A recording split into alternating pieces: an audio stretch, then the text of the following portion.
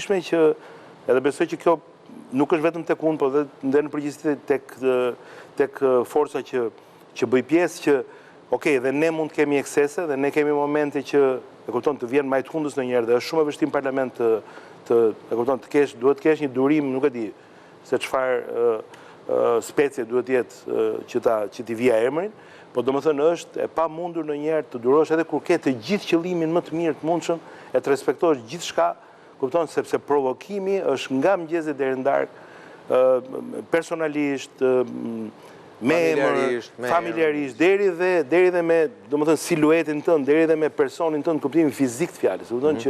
Sepse kemi parë dhe momente që ka dhe gjuhen femra, gra, goditen, fyen në një lloj forme që nuk e di, është e palejueshme dhe në... Po, ma e mend për rastin e fundit Sara Milës, për shembull që a në fakt bërë një përgjigje shumë të sakta se çfarë bëjmë me trupin im, është puna ime. Pra i tham pse u dobësove, pra deri në këtë pikë. Pse u dobësove? Se dua dobësoha. Ka një lloj sjellje prej rruge që nuk e di se ku e lexojnë këtë nevojë që mund të ketë audienca apo elektorati dhe nuk është kështu. Ministët ta tregoj kështu nga përvoja vendeve tjera, ka ndodhur fakti sepse në Shqipëri nuk janë dëshku njerëzit për ato që ka ndodhur në 96, për ato që ka ndodhur në 97. Shkurmeria e ka kriju këtë gjë. Se sigur njerëzit ishin dëshkuar për ato gjërat që ka ndodhur, sepse ai që të ka dhunuar ty ka emër, ka mbiemër. Domethënë ka një linje komanduese, ka falja që ju bën në 98-ën, po, domethënë pavarësisht domethënë është gjë. Sikur kjo është problemi që e ka krijuar, unë mendoj këtë pandushkueshmëria e ka krijuar këtë klimë që sot dhuna të jetë legjitime dhe ti sot i ke 4 viktima me 21 janar. 4 viktima, pavarësisht, ti mund t'jesh tërësisht i pafajshëm. Po akt moral është me reflektu pak. Është bërë kompromis politik që të kishte një lloj amnistie në 97-ën, dhe kjo duhet sillte në një refleksion shumë të fortë në gjithë partitë demokratike dhe personazhin. Dhe solli Puçi në 98-ën. Ne unë prapë tu po e marr me veten se ne këtu jemi edhe për të vënë veten në në kuptimin që ta masim edhe me veprimet që bëjmë, që unë kam marrë një masë ekstreme në karrierën time që më ka deviju komplet karrierën time dhe gjithë jetën time për një gjë që nuk ka ngordhur as i mace, në një moment jetës time. Sepse ishte një detyrim moral, karshi punës që më bëja dhe nuk ishte as funksion politik dhe as një veprim politik ajo që kishte ndodhur. Po ishte veprim. I referohem një roje të një sektori, të një ndërmarrje, të një varësie të Bashkisë Tiranë. Dhe pse ai roje bëri një veprim që ishte i pa ndërgjegjshëm deri diku, unë duhet të jep dorëheqje. Njeriu jep dorëheqje edhe për gjëra që janë ndonjëherë. Dhe jeta vjen prapë, jeta ta jep prapë mundësinë, por duhet të japësh dorëheqjen gjithmonë dhe duhet krijosh një hapësirë për reflektim që ai akt në atë moment të mund të marrë një rezultat, një shfryrje, dhe ti pastaj mund të kesh një rekuperim, po këtu jemi duke folur për një person që domethënë ka përsyet çdo lloj mase në aksionin e vet politik, ku di unë, si ta quash, di si ta quash, di çfarë emri ti vësh. Dhe pandushkueshmëria është shumë. Pandushkueshmëria është saktë, besoj është saktë ajo që thot Albatrosi. Po a është Bego 28 maj i 96-s. Le të themi vendim nuk u mor, po gjyqi që u bë Sali Berishës. Cili gjyq? Ose gjyqi pa kryer Sali Berishës. Po pra, se s'pati në një gjyq, po... Gjyq pati, se mas një viti shkojnë katastrofë elektorale, por të rogji gjithë Shqipërinë pas vetës. Po pra, kjo është... Shiko, unë atë periudhë, sepse ndërkohë që Bledi dhe ju po diskutoni, po kthesha pak në retrospektiv çfarë më kujtohet nga ajo situatë. Kam qenë në pozicionin e antarit kryesisë Forumit Rinor, që drejtojë nga Afrim Krasniqi në atë periudhë. Këtu, do e thënë, Forumi Rinor kombëtar, jo thjeshti. Dhe një këm e kam pasur në Tiranë, një këm në Gjirokastër. Kam qenë dhe patjetër antari kryesisë Partisë Demokratike në Gjirokastër, kryetari Forumit Rinor aty dhe mbuloja Jugun. Më kujtohet një moment kur ishim në zgjedhjet e 26, do me thëmë zgjedhjet për 26 maj. 26 maj që aje? Po 26 maj. Kur shof në zyrat e Partisë Demokratike aty tek ne, hyn kryetari Shikut të Gjirokastës. Unë kisha një lloj respekti për të, nuk kisha ndonjë muhabet me të, por kisha një lloj respekti, unë punoja në sektor privat, nuk kisha i punësuar fare. Në punë shteti jepi edhe disa orë aty në Universitetin në Gjirokastër. edhe i them unë hap derën, edhe i them kandidati për deputet që ishte atje, kryetari i Degës PD-s, mirë po unë Forumi Rinor e kisha, do të thënë ne e kishim shumë të fuqishëm Forumi Rinor në Gjirokast. Dhe Bledi e di sepse kemi pasur marrëdhënie edhe në atë periudhë dhe pse që i larguar e më bëri ftesën, largohu nga im tha mua se s'ke të ardhme në Nëjse, shkoj aty dhe i them unë hap derën, nuk na thrisnin të Forumit Rinor në mbledhje, që bënte kandidati dhe kryesia i PD-s atij. I them unë, po unë kisha gati një strukturë paralele të partisë, e kupton, shumë të organizuar me personalitete të fuqishme, kishim dhe kryetar komune, sa po kishin dalë, kryetar bashkie kështu. I them unë, më falni, thash unë, jeni në mbledhje? Po, më thanë ata, mbyllë pak derën. Po kryetari Shikut çfarë do këtu, i thash. Ati, se këtu duhet jem unë, i thash, si kryetari Forumit Rinor, antari kryesisë, ç'do kryetari Shikut këtu. Më thanë mua se ashtu e kemi një punë, tha po mbyllet derën, dolëm jashtë ne. Shikoj unë kur vendosën komisionerët, një pjesë të Forumit Rinor, do me thënë të kryesisë Forumit Rinor nuk e vendosën fare ata në komisione. Mua jo, as më përfshin fare në fushat. Kur ndodhi kjo katastrofa, vjedhja zgjedhjeve ne, informacioni ne na ka ardhur kështu në atë periudhë, në rrethe, se s'kishte televizioni, nuk kishte informacion si tani që të jarkullon dhe rrjetet sociale, televizione të tjera të pavarura. Çdo gjë ishte në televizioni shtetëror apo jo. Dhe linja partijake, domethënë. Vjen informacioni erdhi kështu që nuk është faji i Partisë Demokratike, është faji komisionerëve socialistë, të cilët në një moment caktuar bën kurthin dhe autoroqen se paramenduan do të thonë humbjen. Dhe për këtë arsye ato autoroqen. Dhe në moment që komisionerët socialistë autoroqen, kam parë skena do të thonë të vërtet e rënda, shoh unë do të thonë aty nga mesnata erdhën kutitë e para se atje numërimi bëhen në çdo qendër votimi, nuk ishte si tani që është kolektiv. Prit që të vinin disa kuti nga Dropulli, mungonin, nuk po vinin, do e thënë të komisioni, atje ku duhet të dorëzoheshin. Të nesër e ka sjell njëri, e kishte futur në bagazhin e makinës kutinë dhe ka sjell vajti bri dhe gjumi në shtëpi, edhe sjell kutinë ta dorëzonte te komisioni. Shikoj unë Partia Demokratike fituese në Dropull. Po atje që një burr i nderuar, do e thënë kandidat për deputet, që Berisha donte ta diqte, e hoqi nga zona e tij nga Tepelena dhe e pruni Gjirokastër. Po, në moment i doli Berisha dhe nga kontrolli. Po, pra.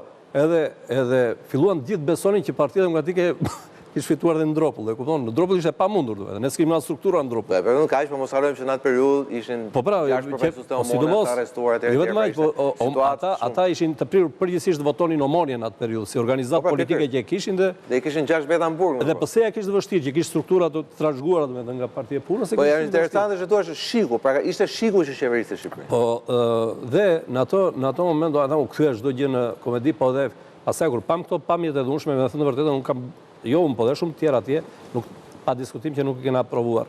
Tani vim tek ajo që thot Albatrosi. Çështja është sepse atë po mendoja, këtu nuk ka kërkuar kush ndjes as për këto zgjedhje, por siç nuk u kërkua kur ndjes as për komunizmin, për diktaturën, për vrasjet. Nuk u kërkua ndjes as për zgjedhjet e 2001-shit. I lëm zgjedhjet lokale të 2000-shit, po as për zgjedhjet e 2001-shit, ju e keni parasysh se çfarë u bë. U hoqën mandate me gjykatën e Femi Abdiut, u gjetën kutitë e votimit në qendrat e... Jam dakord me ju, vetëm momentin që i krahason 2001 me 97-ën, dia që do ma thojë. 96-ën që këtu e gabim. Prit një minutë. Dia që do ma thojë këtë.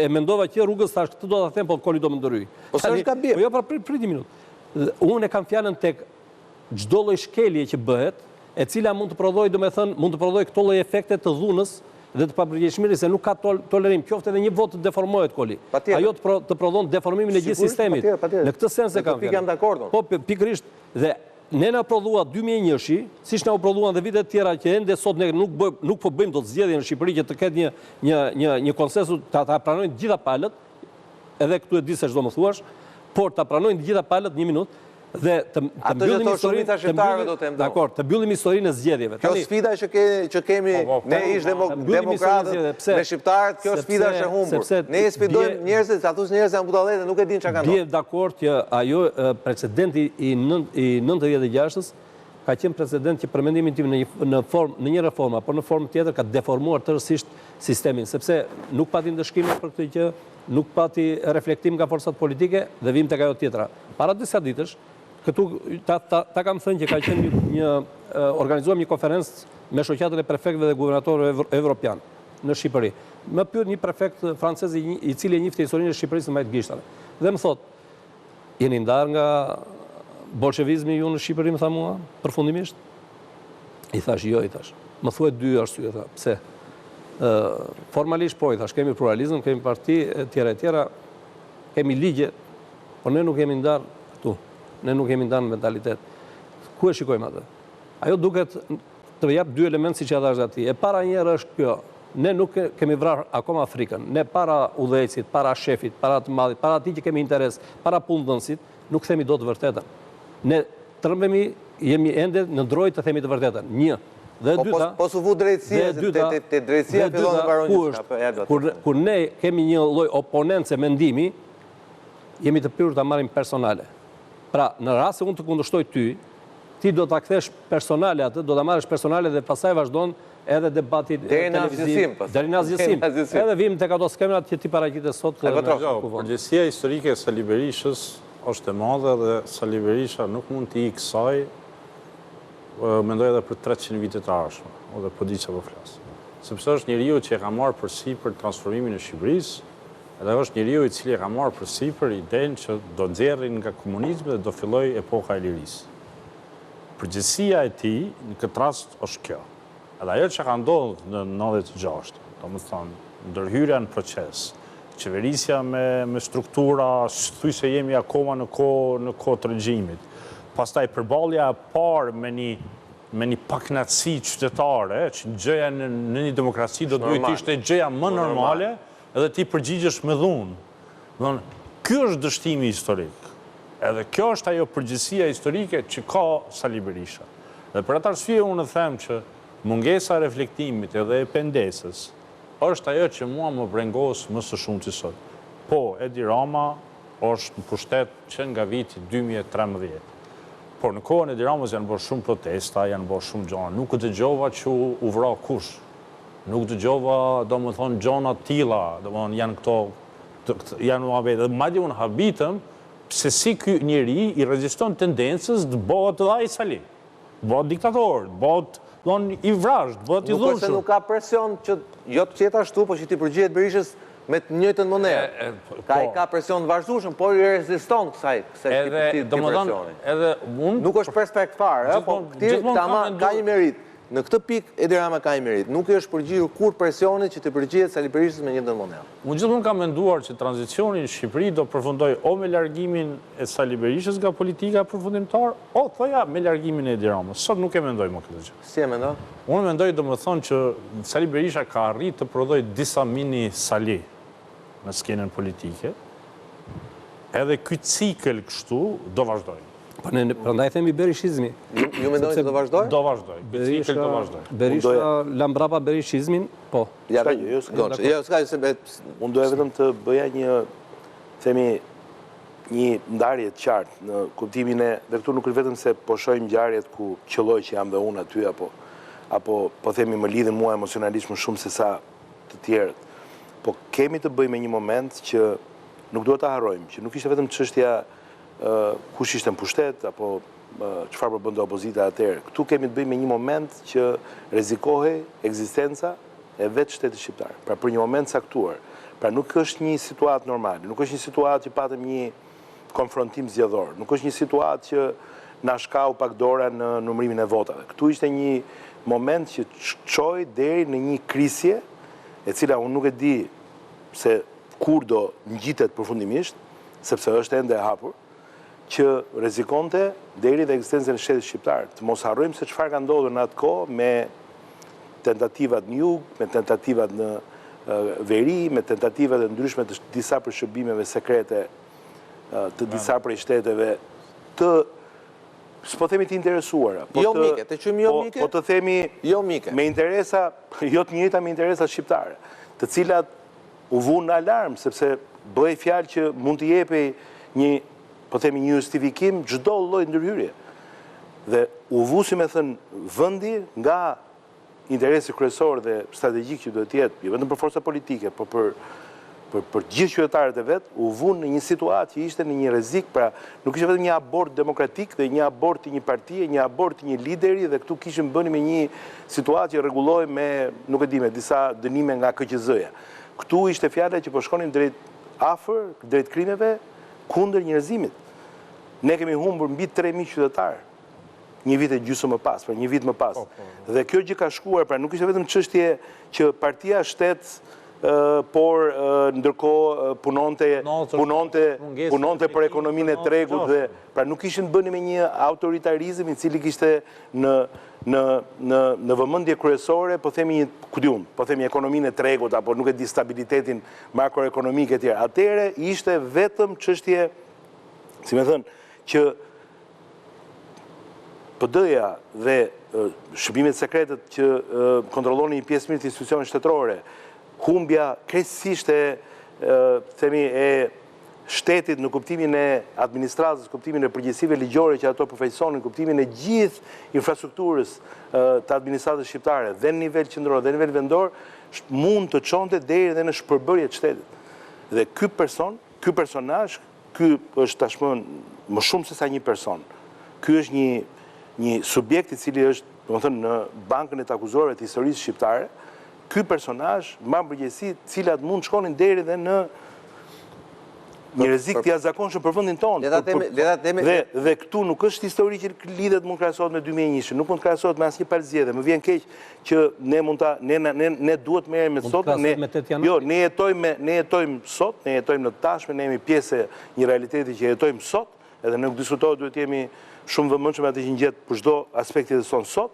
Po ky moment historik, pra 96-a, 97-a, mos harroni se çfarë ndodhi me piramidat, mos harroni se çfarë mund të ndodhte deri me bombardimin e rajoneve të Shqipërisë nga ushtria shqiptare, me aviona pilot që dezertonin në vende të fqinje, me armatim me armatim aktiv në avion, për të goditur ura dhe për të goditur rajone, për të goditur, nuk po them njerëz, po them të paktë minimumi, dhe kemi pasur një përplasje e cila ka qenë. Ishte ndodha ajo. Pra domethënë këtu përgjegjësia ato dhe ashtu u futën. Po thup se duhet shkojmë në për shkurtër publicitare, po do rikthehemi pak në reflektim atë që tha pak Albatrosi. Si ka mundësi që në 2005 njeriu në cilin shqiptarët e përzuan me armë e kthyn në pushtet me votë, duke përmbysur leksionet e historisë. Për këto më njëherë pas publicitetit.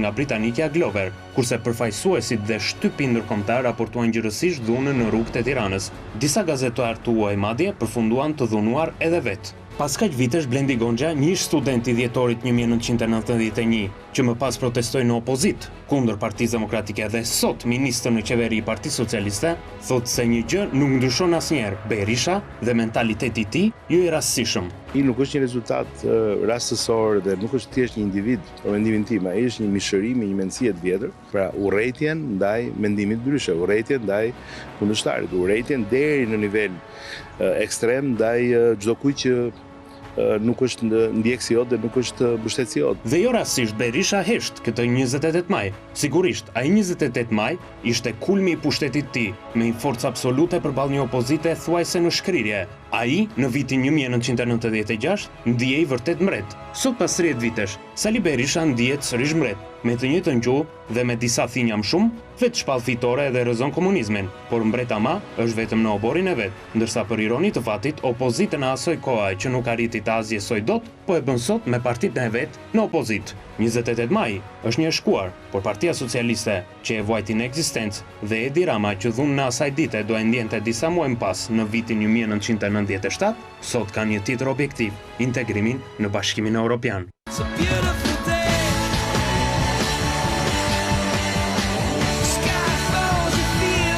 30 vjet pas asaj dite dramatike ku këtu u rah opozita nga e njëjta qeveri që vodhi zgjedhjet, sheshi Skënderbej është një përplasje kontradiktash. Reflekton ndryshimin e shoqërisë dhe modernizimin e saj, por pjesë e modernizimit janë edhe ndërtesat. Shumë thonë se ato ngrihen me paratë e korrupsionit. Me to lidhet sërish mbi emri Berisha. 30 vjet më parë këtu vide liria. 3 dekada më pas, vjedhja vazhdon sërish, vetëm se në format tjera. E pandëshkuar, i vetmi ndëshkim që merr Sali Berisha është sa herë shqiptarët votojnë, por shumë mendojnë se kjo nuk është mjaft dhe se duhet të veprojë edhe drejtësia. Se Sali Berisha ka leku shkon, e kupton? Dhe merr më shumë se mbreti. Kur ai e ka fut Shqipërinë në një skamje, në një qamet. E më mëse i rrafi njerëzit, i torturoi, i kapi. Edhe i mori fotot me dhunë i mori. Si sot vërpoj për gjitha edhe për Sali Berisha. Dhe ndëshkojt jo Berisha, po të tërës ishtam, sepse a ju po të zidet që do, unë shikojnë që s'kam besim. Që meriton ndëshkim, meriton. Por se kur do të vijë ora, asnjë nuk e di. Dhe sa kohë që kjo nuk ndodh, së paku duhet të kujtojmë 28 majin, ditën kur demokracia shqiptare pësoi infarktin e saj më të fortë. Për ABC News, nga sheshi Skënderbej, Andon Kella.